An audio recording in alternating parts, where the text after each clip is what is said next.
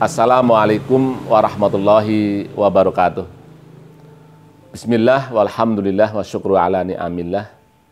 Asyhadu an la ilaha illallah wahdahu la syarikalah wa asyhadu anna sayyidana Muhammadan abduhu wa rasuluh alladzi la nabiyya wa rasulah ba'dah. Amma ba'du. Para pemirsa channel YouTube Imam Druri TV yang berbahagia.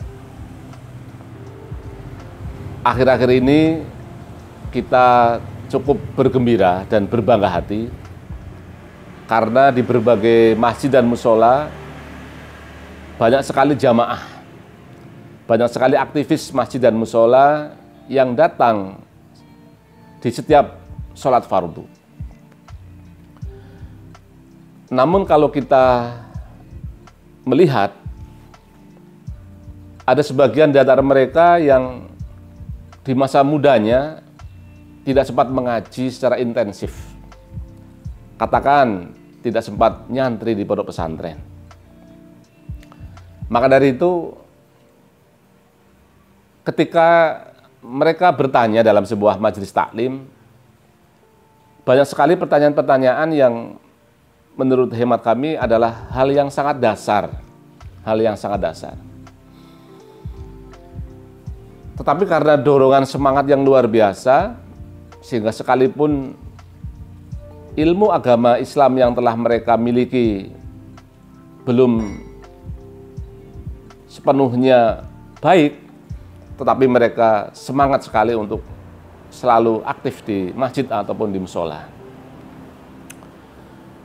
Itulah sebuah latar belakang yang membuat saya ingin atau saya telah menulis sebuah buku yang berjudul Pendidikan Agama Islam bagi Masyarakat Awam. Dengan buku ini insya Allah mereka para aktivis masjid dan musola yang dulu tidak sempat ngaji secara intensif di usia mudanya, mereka akan mendapatkan ilmu agama Islam, utamanya adalah tentang bagaimana melakukan amalan-amalan ibadah yang mulai dari dasar. Di dalam buku ini saya sengaja menulis beberapa judul pembahasan, mulai dari bab wudhu, bab tayamum, bab sholat dengan berbagai macam jenis sholat sunnahnya, dan lain-lain. Saya sengaja menggunakan bahasa yang sangat ringan, bahasa yang sangat sederhana, sehingga insya Allah atau saya harapkan dengan model pembahasan yang sederhana dan bahasa yang sangat ringan ini mudah difahami oleh mereka-mereka yang dahulu ketika masih usia remajanya tidak sempat ngaji secara intensif. Para pemirsa yang berbahagia, ketika kita akan melakukan wudhu misalnya, maka tentu kita harus mengetahui dulu rukun-rukun wudhu. Syekh Salim bin Sumair Al-Hadrami di dalam kitab Safinatun Najah menyampaikan bahwa ada 6 hal yang harus terpenuhi ketika seseorang berwudu, atau yang dalam bahasa di sana itu disebut sebagai arkanul wudu atau rukun-rukun wudu. Rukun itu artinya adalah sesuatu hal yang harus dilakukan pada saat melakukan satu amalan. Karena ini adalah konteksnya wudu adalah, maka 6 hal ini harus dilakukan pada saat berwudu. Pertama, ketika orang akan berwudu, maka harus niat dahulu. Niat ketika memulai membasuh muka. Nah. Lalu yang kedua, setelah niat di dalam hati, diikrarkan juga lebih baik dalam rangka menuntun hati untuk hadir di dalam niat itu. Kemudian membasuh wajah. Membasuh wajah. Setelah itu kemudian membasuh kedua tangan hingga siku. Lalu yang keempat, membasuh kepala. Kepala. Kemudian yang kelima, membasuh kaki hingga mata kaki, dua-duanya. Dan yang keenam, itu semua harus dilakukan secara urutan, berurutan, tertib. Itulah yang oleh Syekh Salim bin Samir atau bin Sumair Al-Hadrami disebut sebagai Arkanul Wudhu. Di dalam buku yang saya tulis ini, yakni halaman pertama, saya menyampaikan ayat Al-Quran yang sejalan dengan apa yang disampaikan oleh Syekh Salim tadi itu. Yang berbunyi, A'udzubillahi minasyaitonirrajim.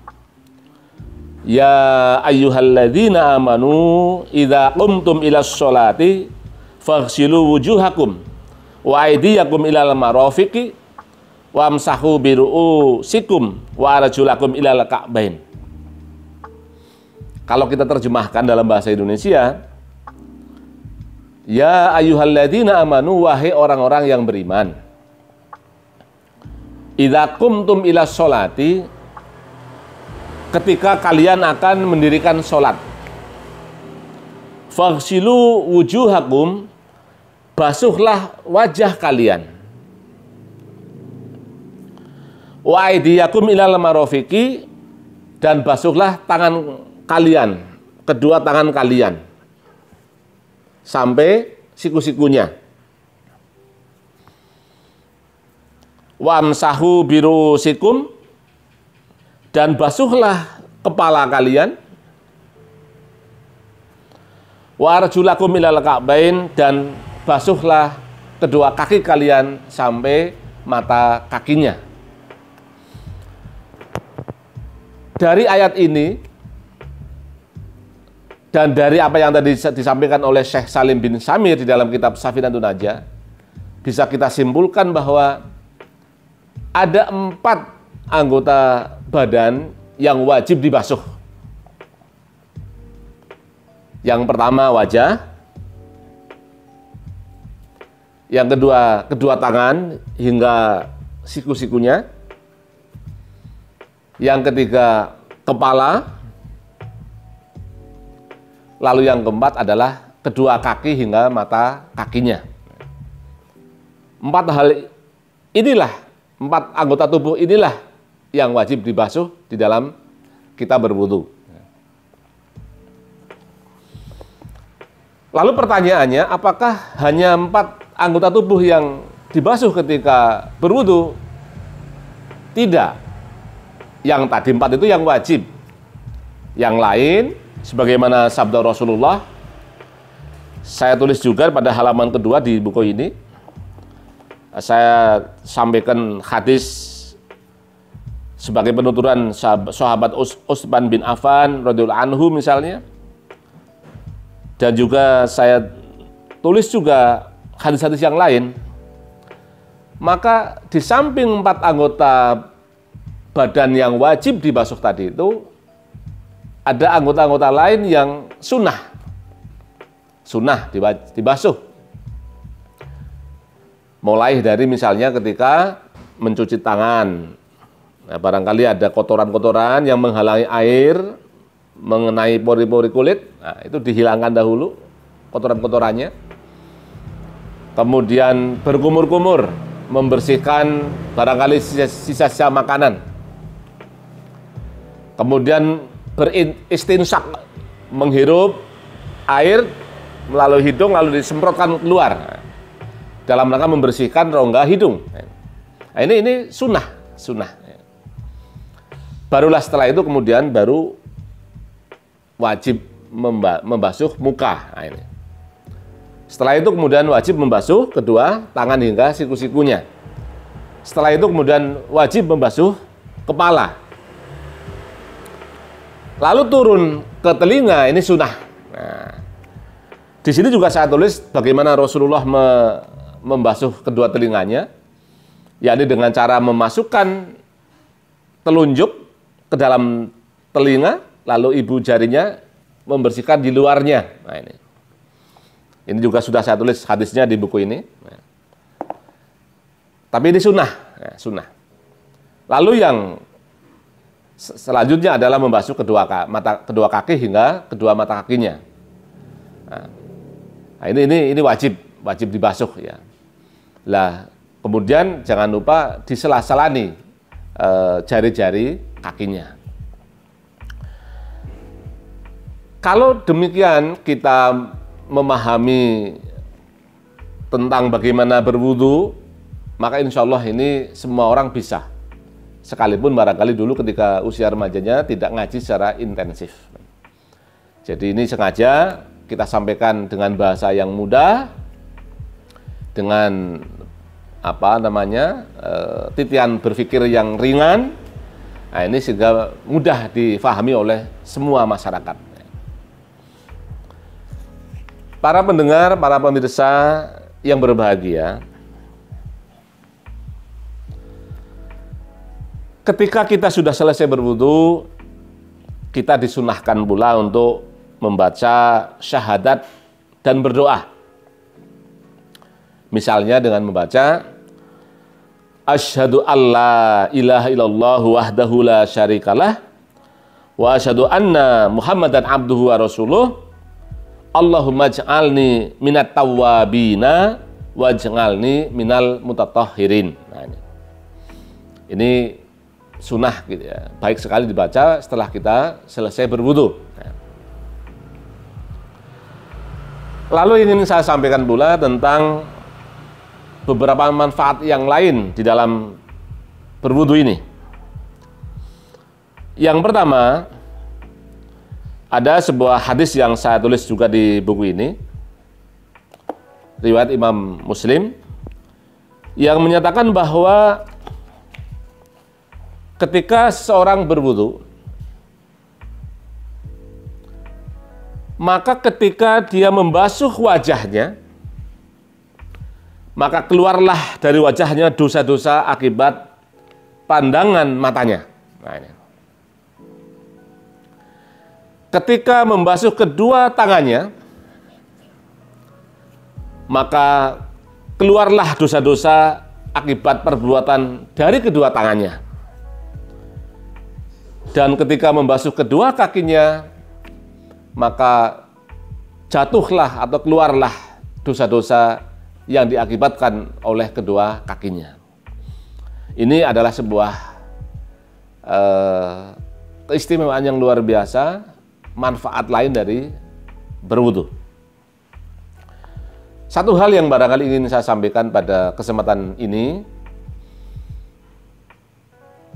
ketika kita sudah berwudu, maka mari kita jaga, utamanya adalah telapak kaki. Ini telapak kaki sangat rawan untuk terkena najis. Kita sudah berwudu, kemudian telapak kakinya barangkali berjalan di atas tegel yang kena najis, berjalan di atas keset di depan kamar mandi yang kecipratan air dari dalam kamar mandi yang itu najis. Nah, ini telapak kaki yang sudah suci dari hadas kecil, yang sudah suci dari najis, lalu terkena najis kembali. Nah, maka ini harus hati-hati. Oleh karena itu maka sangat baik manakala seluruh masjid, seluruh musola disediakan genangan air yang lebih dari 2 kulah, ya. Katakanlah lebih dari 250 liter, misalnya begitu. Sehingga kemudian kaki yang baru saja berwudu, yang sudah bersih, yang sudah suci dari najis, kemudian kalau ngambah tegel yang najis, maka suci kembali karena menginjak air yang mensucikan, air yang membersihkan, menghilangkan najis tersebut. Ini baik sekali manakala di seluruh masjid, di seluruh musola disediakan genangan air yang lebih dari 2 kulah dalam rangka membersihkan telapak kaki, sehingga ketika masuk ke masjid, masuk ke musola, telapak kaki senantiasa masih dalam keadaan suci. Saya kira itu dulu yang saya sampaikan pada kesempatan pertama ini, dan nanti akan kita lanjutkan pada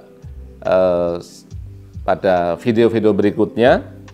Nanti akan kita sampaikan tentang bab tayamum, tentang mandi junub, tentang sholat, tentang tata cara berkhutbah misalnya, khutbah Jum'ah, khutbah Idul Fitri, khutbah Idul Adha, dan lain sebagainya. Tentang bagaimana tata cara menjenguk dan mendoakan orang sakit misalnya, tentang tata cara bagaimana menyembelih hewan sehingga hewan itu tetap halal misalnya, dan seterusnya dan seterusnya. Maka dari itu saya persilahkan untuk Anda semua untuk menekan gambar lonceng pada HP panjenengan semua, sehingga nanti pada saat kita sampaikan pembahasan berikutnya, secara otomatis ada notifikasi muncul di HP panjenengan. Itu saja, mudah-mudahan ada manfaatnya. Sekali lagi, ini adalah kajian yang saya buat sangat sederhana untuk masyarakat umum, masyarakat yang awam. Dengan bahasa yang mudah, dengan pola pembahasan yang ringan, mudah-mudahan semua bisa memahami tentang apa yang kita sampaikan ini. Terima kasih. Apabila ada hal yang kurang berkenan, mohon untuk dimaafkan. Wallahul muwaffiq ila aqwamit thoriq. Wassalamualaikum warahmatullahi wabarakatuh.